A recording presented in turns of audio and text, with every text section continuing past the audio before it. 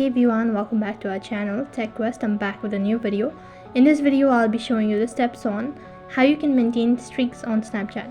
Make sure that you've already updated your application to the latest version, and also make sure that you have a stable internet connection. Now go on, log in into your Snapchat account.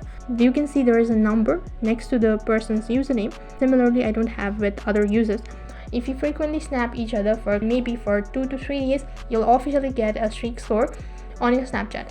So this particular number, in order to maintain your streaks on Snapchat, all you need to do is send snap to each other. So there's no need to take a perfect picture or a picture of a specific object. You can take a random picture.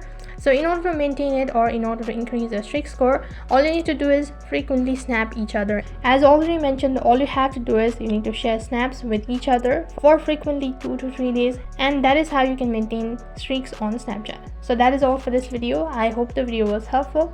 Make sure to like, share and subscribe to our channel. Thank you for watching.